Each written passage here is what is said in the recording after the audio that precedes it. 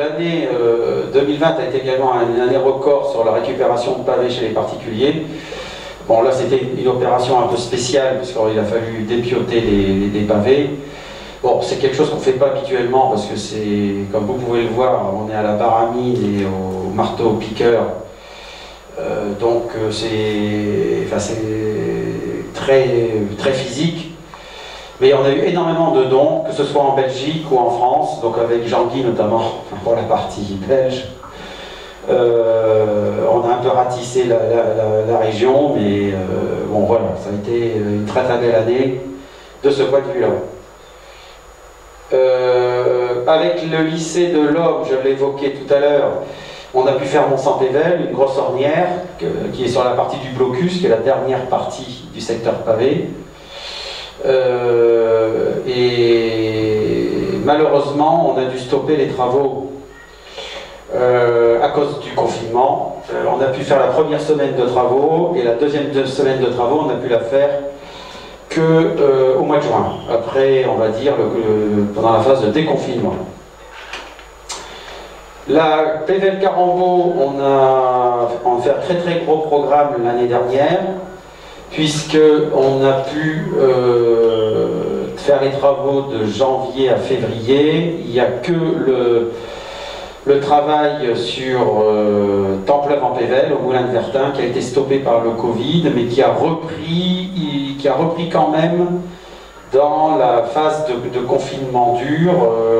J'allais dire, après un mois, on a pu reprendre les travaux avec un protocole sanitaire, bien sûr, particulier. Donc le dernier travail a été fini à Templeuve en Pével à la fin du confinement. J'ai oublié de dire que, avant d'aborder les projets 2021, quand le confinement a été fini, on a fait une intervention, on a repavé des nids de poules à Auchy-les-Orchies, et on a d'ailleurs une équipe de production qui est venue filmer, puisque cette équipe de production qui est néerlandaise a une commande d'un film sur Paris-Roubaix. Alors, forcément, c'est pas très original, mais bon, leur thème c'est Paris-Roubaix et la souffrance physique et la souffrance, j'allais dire, mentale. C'est ça le thème de leur reportage. Mais quand on parle de souffrance pour eux, c'est peut-être un peu masochiste, ça peut être aussi une belle souffrance. Donc ce film, quand on aura des informations, bien sûr, on vous les communiquera. Et ça sera diffusé sur Netflix. Voilà, mais ils sont restés en fait toute une journée avec nous pour nous filmer sur ce qu'on était en train de faire. Et puis, bien sûr, il y a une phase interview et un certain nombre d'entre nous ont été interviewés sur le thème de Paris-Roubaix et la souffrance, qui pourrait d'ailleurs être un thème de devoir de philosophie, voire même un bouquin, l'idée de faire un livre sur le sujet. On voit en même temps Hubert, parce que je sais qu'Hubert aime bien les lettres, et puis maintenant il est jeune retraité, donc peut-être lui donner des idées. Ou alors donner l'idée à Guillaume Martin, oui, d'abandonner les courses par étapes et de venir sur les classes. Ça s'appelle Guillaume Martin, qui est un excellent coureur, un grimpeur. Socrate à vélo.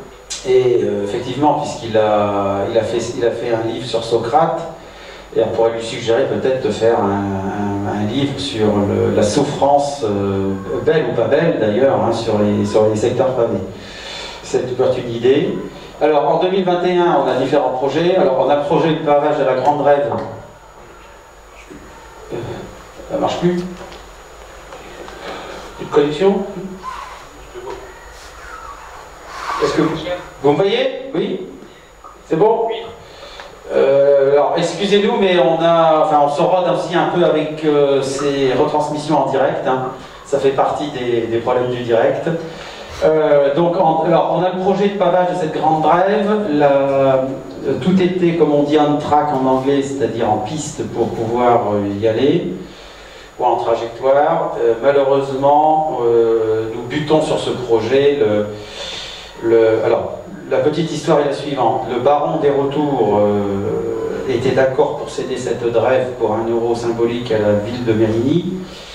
Malheureusement, il est décédé il y a 1 an. Et ses héritiers ne sont plus d'accord avec la vente pour 1 euro symbolique. Ils voudraient une autre formule.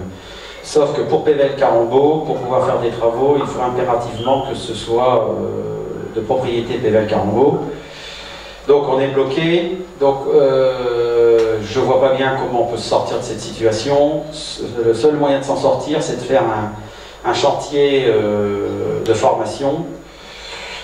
Donc c'est ce que je suis en train de regarder, c'est-à-dire que ça serait managé par nous, on pourrait en faire en partie avec nos bénévoles, et puis en partie avec les lycées. Voilà, donc ça pourrait servir de secteur de formation.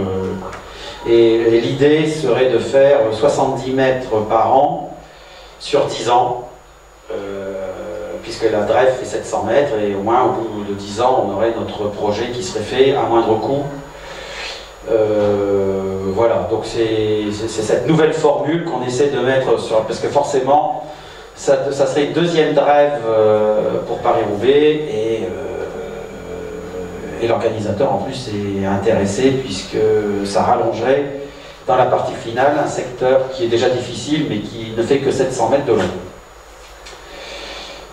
On a également l'ex-RD 64, dont la rénovation a démarré en 2019, malheureusement stoppée par le Covid 2020, et ça va reprendre après Paris-Roubaix Espoir, donc après le 16 mai, elle va être complètement repavée. Sur les 1400 mètres, on a fait 400 mètres en 2019, et on fera le kilomètre restant, qui est prévu au budget de la métropole européenne de Lille. On fera donc les 1000 mètres restants cette année, mais après la mi-mai. Voilà. Donc là, ça a fait couler beaucoup d'encre. On garde les 2 bandes macadamisées sur le côté, puisque c'est le compromis qui a été trouvé, mais pas de panique, parce que le jour de Paris-Roubaix, on met des plots en plastique, des plots de chantier rouge et blanc, tous les 50 mètres environ, ce qui empêche les coureurs professionnels d'emprunter les pavés. Donc on a la difficulté du secteur qui est maintenue. Puisqu'on a eu des remarques de certains coureurs cyclistes professionnels, mais je pense qu'ils avaient oublié qu'il y avait des plots en plastique rouge et blanc. Voilà. Après, avec les lycées professionnels horticoles, Rennes et l'Homme, on va travailler sur leur Waller Spongibus avec le lycée de Rennes. Donc ça, c'est prévu dans une semaine. On va démarrer le 22 mars, donc lundi en 8, pour 15 jours. On refait une grosse ornière d'environ, on va dire, 50 mètres de long, qui est d'ailleurs juste après le Pongibus, à gauche dans le sens de la course. Et puis, avec le lycée de l'Homme, on va faire Mont-Saint-Pével. On va en fait continuer les travaux qu'on a déjà démarrés depuis plusieurs années. C'est également de l'ornirage profond que l'on refait. Et là, les travaux démarrent demain. En fait, ils sont avancés d'une semaine par rapport au lycée de Rennes. Bon, pour l'instant, le protocole sanitaire le permet. Pour la petite histoire, les élèves sont excités puisqu'ils en ont marre. Enfin, d'abord, ils ont été victimes, si je puis dire, des études à distance, du manque de lien social. Ils sont avides de refaire des travaux en extérieur. Donc là, ils sont vraiment, enfin cette année, ils vont être surmotivés puisqu'il s'est attendu. Ils vont se retrouver entre eux. Et notre formule d'accueil est très très bonne puisque on installe deux petits chapiteaux. Et puis il y a une formule pique-nique mais qui est très bien faite, qui est très conviviale, et enfin, ils vont vraiment se remettre du baume au cœur et reprendre un coup dans la motivation pour leurs études. Donc là, ça sera encore plus important cette année de réaliser ces travaux, et ça sera la même chose vis-à-vis du lycée de Rennes, parce que c'est vrai que dans le monde des étudiants, c'est très compliqué. J'y réfléchissais à titre personnel, j'aimerais pas être à la place des étudiants depuis, on va dire, 1 an. Donc je pense très très fort à eux, puisque c'est eux l'avenir du pays, hein, c'est eux la relève. Et je me souviens de ma période d'étudiant qui était déjà pas simple avec le lien social, mais sans lien social, je mesure leurs difficultés. Donc je les en remercie par avance de leur implication, et puis j'espère qu'ils seront surmotivés cette année. Alors, pour nous, les bénévoles, il y a 2 séances de prévues. Alors, la première, c'était en fait une petite séance, on va dire à huis clos, entre guillemets, qui a eu lieu hier matin à Orchy, où on a renettoyé le carrefour des abattoirs qui avait été sali suite à des travaux divers et variés. L'entreprise avait stocké des matériaux sur le pavé, et ces matériaux malheureusement avaient collé, ils n'avaient pas mis de plastique en dessous. Donc on est allé avec une pelle hydraulique, une pelle de 5 tonnes, et en fait en 2 heures de temps, on a nettoyé, on va dire 50 mètres de pavé. Le chauffeur de la pelle était excellent. Bon, pour la petite histoire, c'est le fils de Daniel Acou, il s'appelle Antoine, qui m'a promis, suite au décès de son père, de continuer à nous donner un coup de main bénévolement. C'est cette chose qu'il a faite hier. Et il m'a d'ailleurs confié les 2 marteaux de paveur de Daniel, dont un qui venait de l'oncle paveur de Daniel Acou, parce que Daniel Acou est venu à la voirie grâce à ses oncles, dont il me parlait beaucoup, et dont un dont il me parlait énormément. Et donc nous avons ici, ils seront exposés dans le musée, le marteau de paveur de Daniel, mais aussi le marteau de paveur de l'oncle de Daniel, qui est à l'origine de la passion de Daniel pour les pavés. Voilà. Donc on a fait ça, et on a juste abîmé 2 pavés, mais là j'avais prévu le coup, j'étais venu avec mon marteau de paveur. Donc on a juste arraché sur 50 mètres 2 pavés qu'on a remis bien sûr correctement hier. Et puis la deuxième séance, c'est le 3 avril. Alors là j'ai besoin de bras. Ça sera sur le secteur pavé d'Aveluy à Wallers. On va le nettoyer. Parce qu'en fait il y a 2 endroits où il y a énormément de brins, comme on dit Nache Nord. Donc il y a du brin côté Aveluy, parce qu'en fait il y a un tas de fumier, donc un agriculteur qui ramène de la terre, énormément de terre au niveau du tas de fumier. Donc là on va dire il y a 50 mètres à nettoyer au niveau du tas de fumier. Si on ne le fait pas et qu'il pleut pour Paris-Roubaix, c'est un carnage. Et le deuxième problème, c'est qu'il y a eu une grosse circulation d'engins du côté Wallers, vraisemblablement lié à l'installation d'une usine de méthanisation à Aveluy. Donc on est en train de regarder ça avec les mairies concernées pour éviter que ça se reproduise, mais là c'est pareil, s'il pleut, si on ne nettoie pas, je pense que l'organisateur mettrait en place la déviation Aveluy vers Arambert. Donc ça serait quand même con qu'on ait l'édition de Paris-Roubaix et puis qu'on perde un secteur pavé parce qu'il est crotté sur 2 fois 50 mètres. Donc on va nettoyer. Donc on fera 2 équipes ce jour-là. Une équipe sur Aveluy et une équipe sur Wallers. Et on fera alors ça c'est peut-être pour vous motiver, un pique-nique comme on sait les faire, un beau petit pique-nique campagnard, bien sûr si la météo le permet. Mais sinon on se rapatriera dans un endroit sec sur l'une des 2 municipalités. Donc voilà, donc si vous êtes disponible, bienvenue le samedi 3 avril. Alors après, on a le fonds documentaire. Alors, on se le dit chaque année, mais c'est vrai, on a eu encore énormément de dons cette année, en bouquins, en photos, on a eu des affiches, des maillots.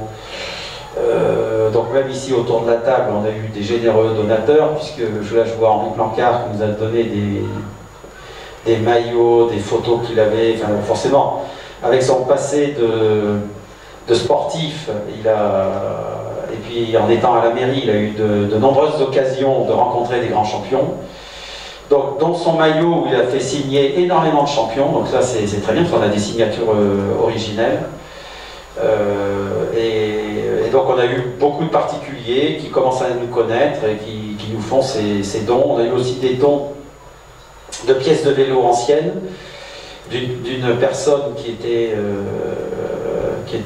un amateur de vélo et qui avait collectionné comme ça un certain nombre de pièces anciennes. Alors là également, pour la petite histoire, puisqu'on tient beaucoup à ces œuvres solidaires, on a gardé des pièces anciennes pour réparer nos propres vélos, puisqu'on a une collection de vélos, mais les pièces les plus récentes, on les a triées et on les a données à des associations qui réparent bénévolement des vélos pour que des gens puissent aller au boulot tous les jours. des gens qui se réinsèrent socialement. Donc on a aidé ces deux associations en leur donnant du matériel, enfin en plus qui était neuf. C'était du matériel neuf, mais on va dire plutôt récent pour des bicyclettes un peu plus récentes. Donc voilà, bien sûr en 2021 on va les compléter. Alors après il y a les audiovisuels avec Gaumont Pathé. Alors on n'a rien fait l'année dernière, avec le Covid c'était un peu compliqué de joindre les personnes qui peuvent nous aider. Mais on a recensé les audiovisuels manquants. Alors il n'y en a pas énormément puisqu'on a quand même ratissé large, mais il y en a quand même quelques-uns. Donc là l'objectif c'est de finaliser ça cette année et de compléter notre collection d'audiovisuels, puisqu'on a quasiment toutes les arrivées de la course depuis 1960. On a quelques manques, on a 2 années dans les années 60 manquantes parce qu'elles ne sont plus à l'INA malheureusement. Et puis, et après, on a, c'est un peu des anecdotes, on a, pour l'année 1962, on n'a qu'en fait qu'un résumé, puisque la course s'est tenue un lundi, puisque le dimanche prévu, c'était le référendum des accords d'Évian pour la fin de la guerre d'Algérie, pour les anciens qui s'en souviennent. Et pour permettre aux coureurs d'aller voter, la course a été décalée au lundi, donc c'est fait que le lundi, on n'a qu'un résumé, en fait on n'a pas d'image de direct. Et puis, pour l'anecdote, parce qu'on s'est préparé pour Roger Ozirs, puisqu'il a gagné en 71, donc ça fait 50 ans cette année, on l'invitera, on va essayer de l'inviter. On n'a que des images du vélodrome, parce que l'hélico qui permettait de retransmettre le direct était en panne, donc il n'y avait que les caméras qui étaient installées au vélodrome de Roubaix qui fonctionnaient. Donc on voit Roger Ozirs arriver bien sûr sur le vélodrome de Roubaix, tout seul, enfin détaché. Et il y a de ce fait-là une très longue interview de Madame Merckx, qui était présente et qui attendait son mari. Elle espérait qu'il gagne en 71, malheureusement il n'a pas gagné puisque c'est Roger Ozirs, mais comme elle était présente, en fait, il y a eu une très très longue interview de Madame Merckx cette année-là. Donc c'était il y a 50 ans. Donc ça c'est quelques anecdotes en revisionnant tous ces audiovisuels. Alors, le rapport du trésorier. Alors, 2 mots de notre trésorier, parce que Michael a quitté la région, il s'est installé à l'île de Ré, qui est son lieu de prédilection. Donc, j'assure un peu son intérim en son absence. Alors, qu'est-ce que je peux vous dire? Qu'est-ce qu'on peut vous dire? Alors, d'abord, sur l'année qui s'est écoulée, le total des dépenses, on est un peu plus de 51 000 €. Ce qu'on peut voir dans les plus grosses dépenses, d'abord la boutique, plus de 13 000 €. Alors, pas de panique, puisque là, en fait, on a acheté un stock. Donc, on le verra un peu plus loin, parce qu'on fera quand même de la publicité pour notre boutique. Cette boutique, elle a été développée, on l'a complétée et forcément il a fallu acheter un peu de stock. On a pris bien sûr ce qui se vendait le plus, parce qu'après on ne va pas faire du stock pour faire du stock. Après il y a des articles qui sont vraiment sur commande. Deuxième pavé, c'est lien aux dépenses, c'est les travaux. Alors il y a bien sûr les locations immobilières, ça c'est le loyer qui nous est remboursé par la ville de Roubaix. Mais après, c'est le pavé. Vous voyez que l'année, la restauration des secteurs pavés, 10 800 €. Ça montre bien qu'on a eu une année forte en rénovation, malgré le Covid. On a pu faire les travaux qui étaient presque prévus, sauf avec le lycée de Rennes. Dans les recettes, 48 000 € à peu près de recettes. Bon, alors forcément, alors ce qui est très intéressant, c'est les subventions privées qui augmentent. Je suis très content, alors on le verra parce qu'on a une planche sur le partenariat un peu plus loin, mais on a un nouveau partenariat qui s'est noué l'année dernière avec Decathlon et notamment sa marque Van Rysel. qui est une marque plutôt haut de gamme de vélos. Et puis on a aussi notre ami, notre ambassadeur John de Genkolb, dont on est enfin, très très fier, hein, qui ne nous a pas oublié l'année dernière, puisque lui, il est en partenariat avec une marque de café, et en fait, les bénéfices des ventes de ce café, il les reverse à l'association pour nous aider dans la restauration des secteurs pavés. Donc, je suis vraiment très content de ce que fait notre ambassadeur, ça me donne l'occasion bien sûr de le saluer. Et puis je lui souhaite bien sûr, j'allais dire, tous les bonheurs du monde. Je sais qu'il court en ce moment, qu'il est plutôt en bonne forme, qu'il rêve de gagner Paris-Roubaix. Bon, on verra bien cette année, mais s'il pouvait gagner Paris-Roubaix pour une deuxième fois, voilà, ça serait plutôt pas mal. Maintenant, on verra bien le jour J. Également, oui, alors bon, c'est pas grave. Alors, tout ça pour dire que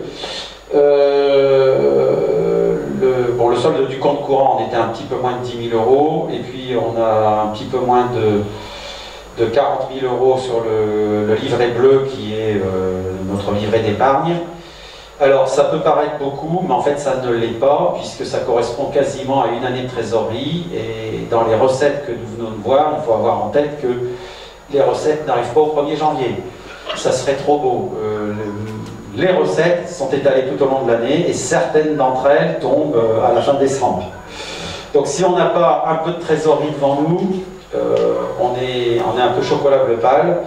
Et d'ailleurs, enfin, si Michael était là, il pourra en témoigner, tout au long de l'année, on fait des transferts d'ailleurs entre le livret bleu et le compte courant, parce que comme on a certaines dépenses et puis que les recettes ne sont pas encore arrivées, ben, le livret bleu nous sert de trésorerie. Et bien sûr, on reverse après quand on a reçu la recette correspondante. Mais, donc on a juste une association qui fonctionne correctement, doit avoir une année de trésorerie devant elle, sinon elle est dans une grosse difficulté. Voilà, donc ça paraît beaucoup, mais finalement ça ne l'est pas. Tout ça pour dire qu'on a un résultat négatif de 4 000 euros. Là aussi, bon, je l'ai dit, pas de panique, puisque comme on a dépensé plus de 10 000 euros dans la boutique, on a acheté du stock, mais on a des ventes, et bien sûr on a des recettes, et ces recettes vont compenser ce déficit dans les années qui viennent. Donc on a plutôt, je qualifie, une bonne année en termes de gestion.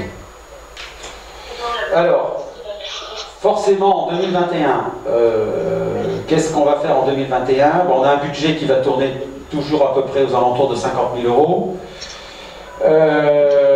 Les postes, bien sûr, les plus importants, ben, c'est les subventions diverses et variées.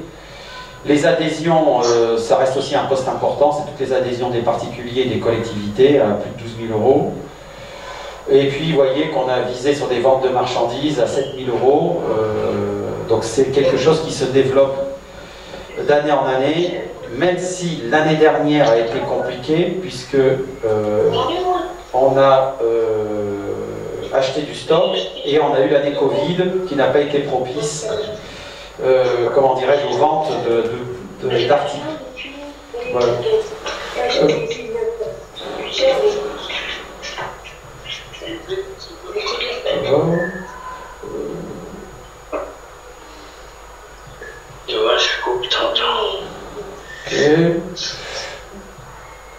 Alors on a des amis de l'étranger, je crois, qui sont avec nous. Voilà, voilà. Bon, alors, c'est tout pour les recettes. Ensuite, sur les dépenses, forcément, on a toujours les 10 000 euros à peu près hein, de dépenses de travaux. C'est un gros poste de dépenses.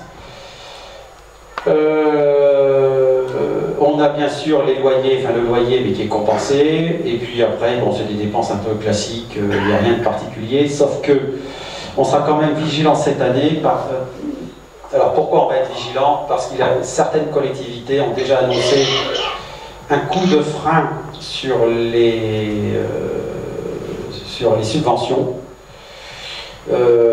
Donc ça c'est pas la bonne nouvelle de l'année, parce que la priorité a été donnée à des plans de relance divers et variés ou à des aides à des entreprises. Donc on nous a déjà annoncé la couleur, certaines d'entre elles, en nous disant bah, cette année vous aurez quelque chose, mais ça sera moins que l'année dernière. Bon, donc voilà, il ne faut pas qu'on soit pris de court, donc on est bien sûr vigilant sur les dépenses, parce qu'on ne voudrait pas se mettre dans le rouge pour les années qui viennent. Alors, un point important, c'est le nombre d'adhérents, puisque plus on est nombreux, d'abord, premièrement, ça nous fait extrêmement plaisir, parce que c'est du soutien. Bien sûr, c'est du soutien financier, donc c'est un soutien très important, mais c'est au-delà de ça, c'est surtout le soutien moral. Se savoir soutenu, c'est un des points les plus importants dans la vie. Donc il n'y a rien de pire que de faire quelque chose en étant tout seul, on va dire dans le désert. C'est très important pour nous de se sentir soutenu. Et bien sûr, avec aussi les collectivités locales et territoriales. Donc au-delà de ça, plus on est nombreux, plus on aura de poids, bien sûr, vis-à-vis de nos partenaires. Parce qu'il ne faut pas être naïf dans la vie. Tout est question de, on va dire, dans les relations.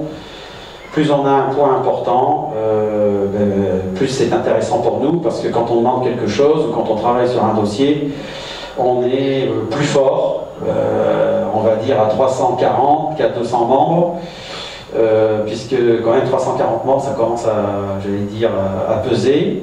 Et bien sûr, avec aussi le nombre de nationalités, puisque comme vous pouvez le voir sur cette diapo, nous avons 13 nationalités différentes.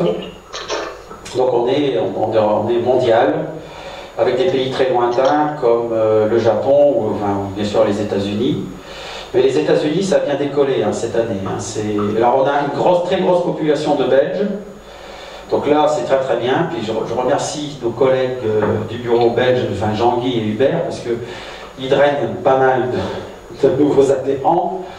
Donc je les en remercie. Et parce que on va dire nos amis belges représentent au moins 50 adhérents.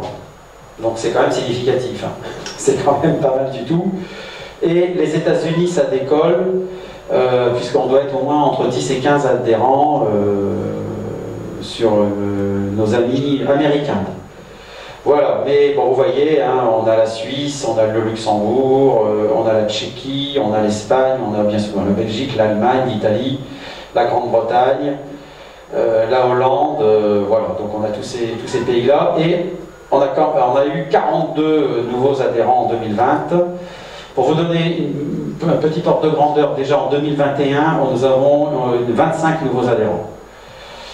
Alors attention, c'est pas que du positif, parce que chaque année on perd malheureusement des adhérents pour diverses raisons. Bon, enfin, voilà, on progresse. Et encore, merci à tous pour votre soutien. Alors, concernant l'approbation du rapport moral et des comptes 2020, c'est tout simple, c'est un vote par correspondance. Donc je remercie tous ceux qui ont voté. À l'instant T, donc on a encore quelques bulletins de vote qui sont arrivés ce matin, mais hier soir, on avait 135 personnes qui avaient voté, et sur les 135 personnes qui avaient voté, on avait 130 votes positifs, il y avait 5 abstentions, que ce soit d'ailleurs abstention pour les membres du bureau que pour le vote pour le rapport moral et pour les comptes 2020. Donc ça veut dire qu'on peut dire aujourd'hui que le rapport moral et les comptes 2020 sont approuvés et adoptés. Alors, le haut du pavé, alors là c'est avec Daniel Luziac qui est connecté. Alors peut-être que si Daniel parle, on doit pouvoir l'entendre. Daniel ?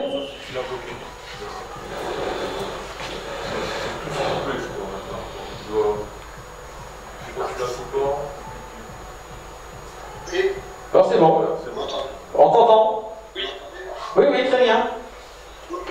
Donc il y a eu 2 hauts du pavé en 2020, exceptionnellement. C'est la troisième sortie en janvier du texte.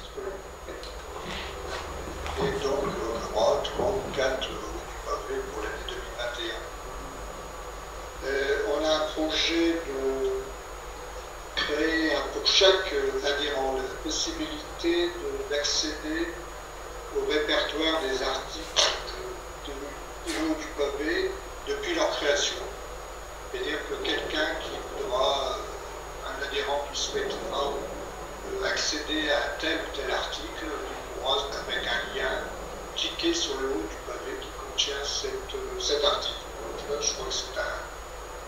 avancée forte et ça sera accessible dans le cours de l'année 2021 sur le site des Amis de Paris-Roubaix. Ok. Ça, c'est la nouveauté. Très bien. Merci Daniel. Bon, j'en profite pour remercier Daniel parce qu'il fait ça d'une manière très professionnelle. Enfin, encore une fois, vous recevez environ, enfin, on reçoit 3 numéros du Haut du Pavé, même si on a décalé le dernier numéro à janvier à cause du Covid, principalement, enfin, on voulait coller à l'actualité. Donc, 3 numéros par an qui sont réalisés de manière très professionnelle. Donc Daniel est le rédacteur en chef, et puis Eric Eric De Bruyne, qui est notre cheville ouvrière, si je puis dire, qui fait la composition, le graphisme, de manière remarquable. N'hésitez pas à nous donner vos avis, que ce soit d'ailleurs positif ou négatif, parce que des avis positifs, ça fait plaisir, parce que c'est beaucoup de boulot. Bien sûr, les avis négatifs, on les prendra de manière constructive, parce que rien n'est parfait, hein, on peut toujours s'améliorer, et pour s'améliorer, ce qui est intéressant, c'est justement d'avoir vos avis ou vos suggestions. C'est comme ça qu'on progresse dans la vie, quand on accepte d'avoir des critiques négatives, et surtout quand elles sont bien argumentées. Donc n'hésitez pas à nous faire part de vos suggestions, même si on peut dire qu'aujourd'hui, je l'estime, ce numéro est déjà d'un bon niveau de qualité. Et je remercie bien sûr tous les contributeurs d'articles, puisqu'ils sont un peu ici autour de la table. C'est jamais simple. Bon, je sais que Jean-Guy adore l'histoire, Hubert aussi aime bien l'histoire. Enfin bon, on est tous des amoureux aussi de la course. Donc surtout n'hésitez pas à nous faire part de vos suggestions pour nous améliorer. La boutique, donc je vais en dire 2 mots. Elle a pas mal de succès, on l'a déjà un peu dit, elle est multiple, donc ça c'est quelque chose qu'on a démarré en 2018, donc ça fait maintenant 2-3 ans, donc elle est complète, hein, donc n'hésitez pas à commander. Ensuite, ça c'est plus pour monsieur et madame tout le monde, et on a d'ailleurs un très très beau mannequin, hein, il est magnifique, c'est Loïc De Bruyne qui est le fils d'Éric, le frère de Florent, et qui est aussi, il adore faire aussi des vidéos. Malheureusement, il a été frustré cette année parce qu'il n'y a pas eu de course. Donc, et puis, on a un drone aussi, c'est des spécialistes du drone. Enfin, ils adorent ça, il est bien, il est sur les nouvelles technologies, c'est très bien, c'est l'avenir et c'est la relève. Donc le t-shirt, je le trouve pas mal, hein, il est assez grand public. Bon, on a toujours le polo, donc ça c'est quelque chose qui était déjà ancien, et le mug. Pour la petite histoire, à titre personnel, je bois mon café, enfin c'est même plusieurs cafés au boulot tout au long de la journée. Donc je peux dire que le mug, je le connais, c'est mon ami. Je le connais très très bien parce que je bois au moins 4 ou 5 cafés dans la journée. Si c'est pas plus. Hein. Bon, voilà. Donc c'est mon ami au boulot. Les partenariats, alors je l'ai évoqué un peu tout à l'heure. Ces partenariats, on en est très très fiers parce que je trouve qu'il n'y a rien de plus beau que de s'allier ou de faire quelque chose avec quelqu'un. Être tout seul, encore une fois, dans son coin, bon, moi, c'est pas comme ça que je conçois les choses. D'ailleurs, ici, au Parc des Sports, on est en excellente relation avec le Vélo Club de Roubaix, Lille Métropole, et avec toutes les sections, hein, puisque, bon, bien sûr, on a une proximité avec les cyclos. Donc, je remercie d'ailleurs John Malaise, qui est le nouveau président des cyclos, d'être présent ici avec nous aujourd'hui. Il est adhérent aussi depuis plusieurs années aux Amis de Paris-Roubaix, et puis c'est lui aussi qui s'occupe de Paris-Roubaix Junior depuis sa création d'ailleurs. Hein. Donc on est en bon terme bien sûr avec nos amis cyclos, et puis on essaie également d'être en bon terme avec toutes les autres composantes ici du Parc des Sports. Il y a notamment le STAP à côté, mais alors il faut être honnête, l'année 2020 a été très très dure avec tout ce que vous connaissez sur les confinements, le couvre-feu et les consignes sanitaires. Alors je l'ai dit, Van Rissel Decathlon, c'est un nouveau partenariat. Ils ont mis en vente un t-shirt, une collection de t-shirts, et les bénéfices donc on a communiqué bien sûr sur Facebook et Twitter, hein, sur ce partenariat, donc vous pouvez accéder si vous souhaitez en acheter. Le bénéfice de la vente de ces t-shirts est reversé aux Amis de Paris-Roubaix. Pour vous donner un ordre de grandeur, sur l'année 2020, ça représentait 5 000 € de reversement de bénéfices. Donc c'est quand même pas négligeable. Donc l'équipe de Decathlon d'ailleurs va venir nous visiter, ça c'est prévu. Et puis ce que je vais leur demander, c'est de récupérer un vélo Van Rissel, mais non vendable, enfin on va dire qui n'est pas vendable parce qu'il a un défaut, de manière à pouvoir l'exposer ici dans nos locaux. Vous voyez, bien sûr, on a l'organisateur, on a les lycées, on a bien sûr, on est soutenu par la région, le département du Nord et puis la MEL. Dans les collectivités, dans les communautés de communes, on retrouve la porte du Hainaut, qui est très importante côté Arambert. Donc voilà, et puis bien sûr vous retrouvez les logos de nos amis du Vélo Club de Roubaix, Lille Métropole et des cyclos, puisque c'est quand même une composante, les cyclos sont une composante importante du VCR. Dans les villes, alors ça aussi ça fait partie de mes projets. On va recontacter certains maires pour, comment dirais-je, avoir encore plus de villes partenaires. Parce que ça aussi on y tient, parce que ça montre après à quel point les villes sont partie prenante avec nous. Alors par exemple, celle de Saint-Piton a décidé deux choses. Depuis l'an dernier, elle a augmenté la subvention qu'elle nous donne. Donc ça c'est très positif d'elle-même. Hein. Donc elle est passée de 80 € à 150 € d'elle-même, donc vous voyez, donc c'est positif. Et puis ils exposent notre maillot des Amis de Paris-Roubaix dans le hall de la mairie. Donc, et le maillot que j'ai envoyé, je voulais leur envoyer gratuitement, ils ont refusé, ils ont payé le maillot.